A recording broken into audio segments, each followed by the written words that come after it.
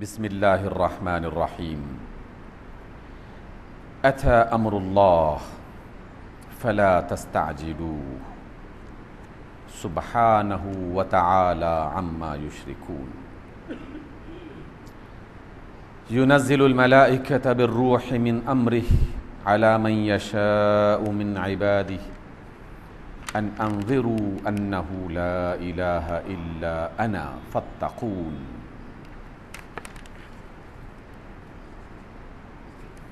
اللہ کا حکم آ گیا اور تم اللہ کے حکم میں جلد بازی سے کام مت لو۔ جن مخلوقات کو تم اللہ کے ساتھ شریک بناتے ہو، اللہ رب العزت کی ذات گرامی ان تمام مشرکانہ باتوں سے پاک ہیں، ان تمام چیزوں سے مبرہ ہیں، وہ ہر قسم کی شرک والی بات سے الگ اور پاکیزہ ہے۔ سامعین محترم، سورہ النحل کی پہلی آیت کا ترجمہ آپ کے سامنے رکھا اور آج کی گفتگو کا آغاز سورہ النحل کی اسی آیت سے ہوگا۔ رسول اللہ صلی اللہ علیہ وسلم کی ذات گرامی سابقہ انبیاء کی طرح اپنی قوم کے پاس وہ ہستی تشریف لاتی ہیں اور انہیں اللہ کی طرف بلانے اور اللہ کے حکموں کی تعمیل کرنے کی دعوت دیتی ہیں۔ لیکن جب لوگوں نے اللہ کی بات کو ماننے سے انکار کر دیا، رسول اللہ صلی اللہ علیہ وسلم کو تسلیم کرنے سے انکار کر دیا، تو انکار پھر یہاں تک پہنچ گیا کہ وہ رسول اللہ صلی اللہ علیہ وسلم کے اس قول کو جھٹلانے لگے جس میں آپ نے ان سے کہا تھا کہ اگر تم نے اللہ کی بات نہ مانی تو پھر تمہیں سخت عذاب میں مبتلا کر دیا جائے گا، اور دنیا میں اگر یہ عذاب نہ بھی آ سکے تو قیامت یقیناً اس دردناک عذاب کی صورت میں ضرور ظاہر ہوگی۔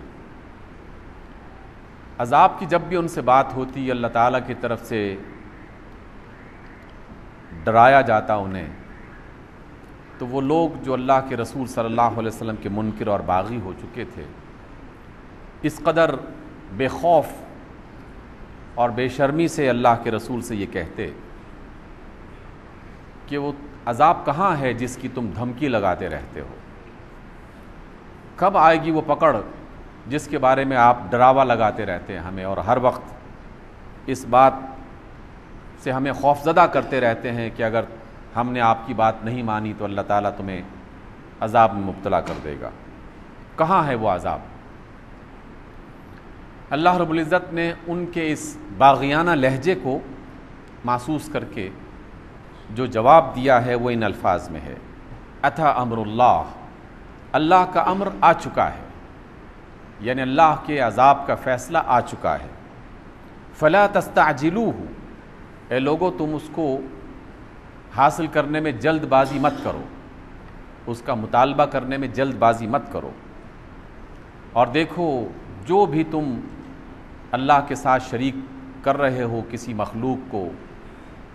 جمادات کی شکل میں، نباتات کی شکل میں، انسانوں کی شکل میں، حیوانات کی شکل میں، اللہ تعالیٰ ہر چیز سے پاک صاف ہے۔ کوئی اس کا شریک، کوئی اس کا ساجھی، کوئی اس کا ہمسر، کوئی اس کے برابری کرنے والا، کوئی اس کا ہم صفت اور کوئی اس کا ہم قدرت نہیں ہے۔ اس لیے اگر تم اللہ کو نہیں مان رہے تو کم از کم اس بات کا مطالبہ تو نہ کرو کہ کہاں ہے وہ عذاب جس کی آپ دھمکی دے رہے ہیں، جس کا آپ ڈراوا دے رہے ہیں۔ سامعین محترم، اللہ سے بغاوت کی یہ انتہائی مکروہ کیفیت ہوتی ہے کہ جب انسان بے خوف ہو کر اللہ کی پکڑ کو بلانا شروع کر دیتا ہے اور یہ کہنا شروع کر دیتا ہے کہ یہ سب بالکل فضول بات ہے، اس کی کوئی حقیقت نہیں ہے کہ قیامت ہوگی، ہم سے پوچھا جائے گا، حساب کتاب ہوگا، ہم اس کو نہیں مانتے۔ بعض اوقات لوگ اپنی زبان سے اس کا اقرار کرنا شروع کر دیتے ہیں، اور بعض اوقات اپنے عملی رویوں سے اس بات کا اظہار کر رہے ہوتے ہیں کہ ہم قیامت ویامت کو نہیں مانتے، یہ عذاب کی باتیں، پکڑ کی باتیں، اللہ کی ناراضگی کی باتیں، یہ صرف چند مذہبی لوگوں کی باتیں ہیں جو اپنے کام چلانے کے لیے اس طرح کی اسلوب اختیار کرتے رہتے ہیں، ہم نہیں مانتے۔ تو اللہ تعالیٰ نے اس کے لیے جو لفظ استعمال کیا وہ لفظ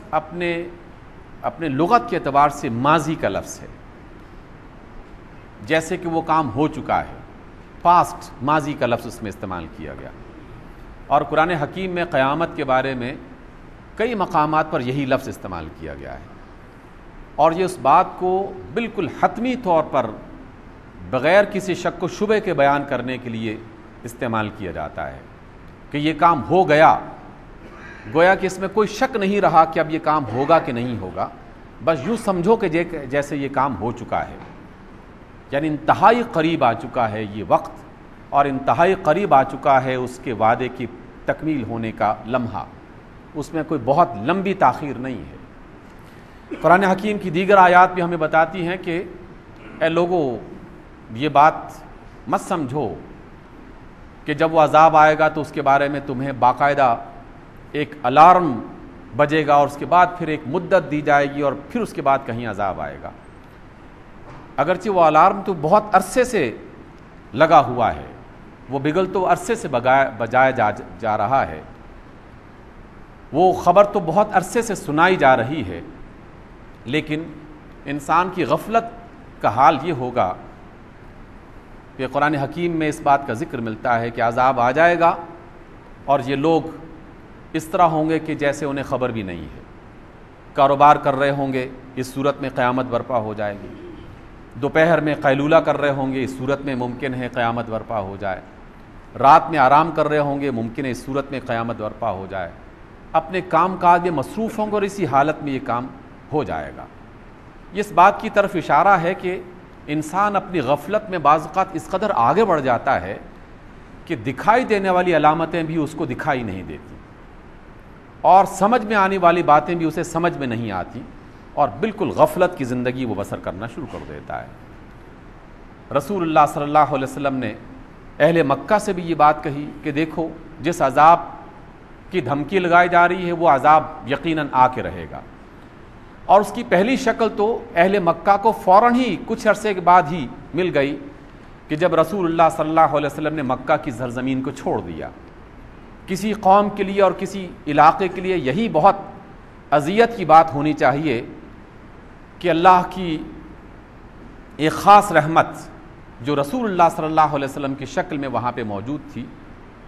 وہ اس علاقے سے ہجرت کر کے مدینہ منورہ میں پہنچ گئی ہے۔ رسول اللہ کا، اللہ کے رسول کا، اللہ کی رحمت کا کسی علاقے، کسی قوم سے نکل جانا ہی اس بات کی علامت ہے کہ اس پر عذاب نازل ہو چکا ہے، اور کچھ ہی عرصے کے بعد ان باغیوں کو غزوہ بدر میں جا کر جس طرح کا سامنا کرنا پڑا وہ سب آپ جانتے ہی ہیں۔ لیکن اس آیت کا ایک مطلب یہ بھی ہے کہ وہ قیامت کہ جس کا تمہیں بتایا جا رہا ہے وہ بہت دور کی بات نہیں ہے، بس بہت جلد واقع ہونے والی ہے، اور کسی بھی لمحے وہ عذاب آ سکتا ہے۔ اور سامعین محترم، اب تو علامات قیامت جو ہیں وہ اس قدر بڑھتی چلی جا رہی ہیں، اور اس قدر آئے دن اس میں اضافہ ہو رہا ہے کہ انسان کی حیرت وہ مزید حیرت میں مبتلا ہو رہا ہے۔ چند روز پہلے ایک حدیث پڑھنے کا اتفاق ہوا، اور ایک بہت ہی عجیب و غریب قسم کا منظر سامنے آیا جو آج سے صرف چند سال پہلے موجود نہیں تھا۔ حرم کعبہ میں آپ میں سے بہت سارے احباب حج عمرہ کرنے کے لیے گئے ہوں گے۔ آج سے چند سال پہلے مکہ کی وہ کیفیت نہیں تھی جو آج کل کی ہے۔ مکہ ایک صحرا، ایک سنگلاخ وادی اور پھیلی ہوئی زمین، خشک اور بنجر، بہت کم سڑکیں، بہت کم راستے، بہت کم سہولتیں اس کے اندر موجود تھیں۔ لیکن اب اگر آپ جائیں تو مکہ کا شہر اس طرح بن چکا ہے کہ جیسے چاروں طرف سڑکوں کی نہریں کھود دی گئی ہیں، اوپر نیچے، وادیوں کے اندر سے، پہاڑوں کے اندر سے، اوپر سے، ہر طرف سے راستے اس طرح بنے ہوئے ہیں کہ جیسے باقاعدہ نہریں اور ندی نالے بنا دیے گئے ہیں چاروں طرف سے، اور ریل گاڑیاں مسلسل چل رہی ہیں۔ رسول اللہ صلی اللہ علیہ وسلم کا فرمان سامنے آیا کہ قیامت کے قریب مکہ شہر اس طرح ہوگا کہ اسے نہروں کی طرح کھود دیا جائے گا اور وہ بنجر زمین سرسبز بنا دی جائے گی. اور عجیب و غریب حیرت کی بات یہ ہے کہ گزشتہ چند سال سے سرزمین حجاز میں بارشوں کی جو نسبت ہے وہ پہلے کے مقابلے میں بہت بڑھ گئی ہے. پہلے بعض اوقات 3-4 سال تک بارش نہیں ہوتی تھی، اور اب ہر سال اس قدر بارشیں ہوتی ہیں کہ جس قدر پاکستان میں بھی بعض اوقات بارشیں نہیں ہوتی، اور یہ والی کیفیت مسلسل بڑھ رہی ہے. گویا کہ وہ منظر بہت تیزی کے ساتھ قریب آ رہا ہے جس کی طرف اللہ کے رسول اور اللہ رب العزت نے ہمیں رہنمائی کی ہے.